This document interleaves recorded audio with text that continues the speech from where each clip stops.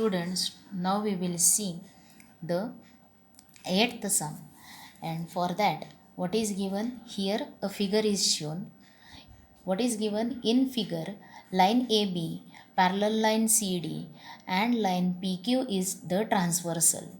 Ray PT and ray QT are bisectors of angle BPQ and angle PQD respectively. Prove that measure of angle PTQ is equal to 90 degrees. Now here what is given in the figure, that line AB is parallel to line CD and PQ is transversal. Again, ray PT is bisector of angle BPQ, and also so here angle BPT is congruent to angle TPQ आणि त्यांचे measures आपण काय अश्यूम करूयात, x assume करूयात. Measure of each angle be x degrees. Similarly q t is bisector of angle PQD. PQD या अँगलचा bisector कोणता रे आहे, ray QT. त्याच्यामुळं तयार झालेले angles, formed angles, that is angle PQT and angle TQD are congruent, and let we assume that measure be y degrees. त्यांची major काय अश्यूम करूयात आपण, y degrees हे अश्यूम करूयात, आणि इथे हे अँगल्स x अश्यूम केले. नाव हियर आता सॉल्व करताना काय करायचं आहे, फर्स्ट राईट इट. काय दिलेलं आहे तुम्हाला, तर ray PT is bisector, ray PT is bisector of angle कोणता आहे, BPQ. therefore angle BPT is equal to angle TPQ and let its measure be x degrees. त्यांची मेजर कशाने ॲश्यूम करूयात आपण, एक्सनं ॲश्यूम करूयात. सिमिलरली अजूनही काय दिलेलं आहे, तर ray QT is bisector of angle PQD. PQDचा बायसेक्टर कोणता आहे, ray QT. Now which angles are formed, therefore angle PQT is equal to angle TQD is equal to, त्यांची मेजर आपण काय अश्यूम करूयात, y डिग्रीज. मग तयार झालेले हे झाले, हे दोन अँगल्स कॉन्ग्रुएंट आहेत आणि त्यांची मेजर आपण एक्स अश्यूम केली. हे दोन अँगल्स पण कॉन्ग्रुएंट आहेत, let their measure be y degrees. आता काय कन्सिडर करायचं आहे, तर याच्यामध्ये अँगल TPQ त्याची मेजर किती आहे, एक्स, आणि अँगल PQT याची मेजर किती येणार आहे, y. नाव काय दिलेलं आहे तुम्हाला, line AB is parallel to line कोणाला पॅरलल आहे, ती line CD and line PQ is transversal. PQ काय आहे, ट्रान्सवर्सल.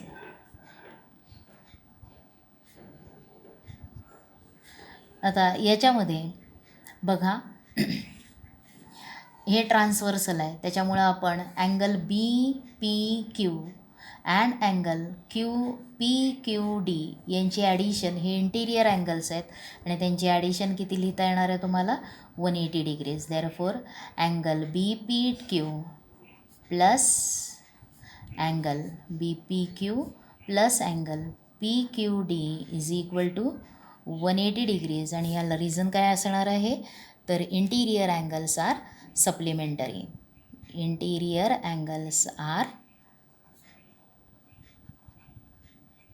अँगल्स आहेत ते, म्हणून इंटिरियर अँगल्स आर सप्लिमेंटरी हे लिहिता येणार आहे.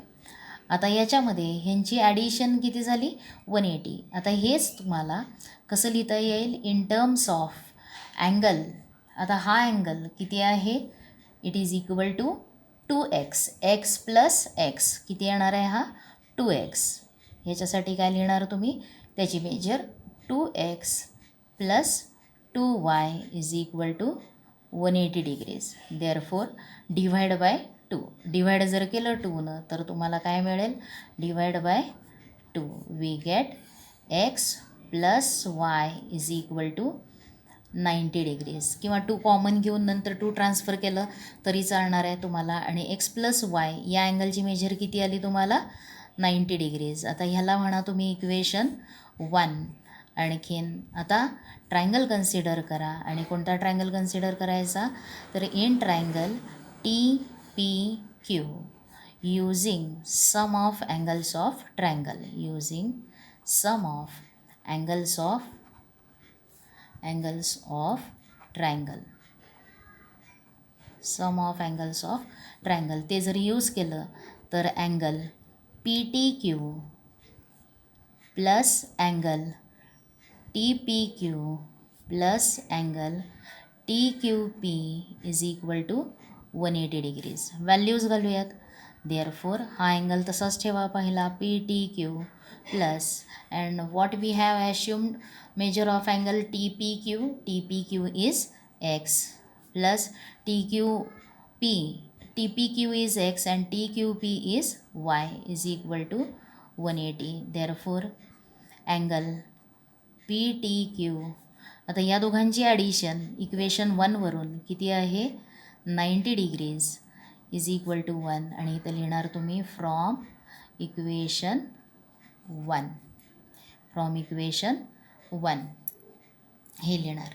देअरफोर ट्रान्सफर करा. Angle PTQ is equal to 180 minus 90. Therefore angle PTQ is equal to 180 minus 90 किती येणार आहे, 90 डिग्रीज. आणि हेच तुम्हाला काय केलेलं आहे, विचारलेलं आहे. म्हणून पुढं लिहिणार तुम्ही हेन्स प्रूव्ड. काय आहे, measure of angle TPQ is equal to 90 degrees. हे प्रूव्ह करायचं आहे आणि ते विचारलेलं आहे, झालेलं आहे. त्याच्यानंतर we will see the 9th sum. आणि 9th सम तुमचं बघा, 9th समसाठी तुम्हाला एक डायग्रॅम दिलेली आहे. आणि त्या डायग्रॅममध्ये काय आहे, डायग्रॅम दिलेली आहे. त्याच्यामध्ये measures of angles are given. One is 70 degree, other is 100 degree, and here some measures of angles are written in A, B and C, and you have to find the measure of angle A, B and C. Now how you will find the measure of angles, these angles? See here, 100 and angle C, they are angles in linear pair. त्याचा use करून angle C ची value काढायला येईल. त्याचबरोबर 70 and angle B, which type of angles they are? They are vertically opposite angles, and vertically opposite angles are congruent. याच्यावरून B ची value मिळणार आहे.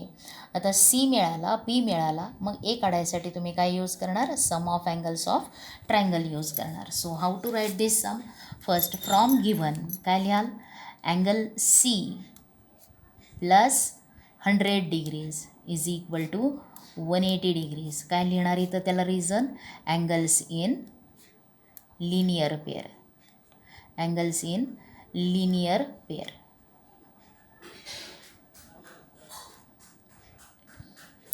Therefore angle C is equal to 180 minus 100. Therefore angle C is equal to किती आलं तुम्हाला, 80 degrees. Angle C is equal to 80 degrees. हे झालं पहिलं फाईंड करून. त्याच्यानंतर काय यूज करायचं आहे, तर अँगल 70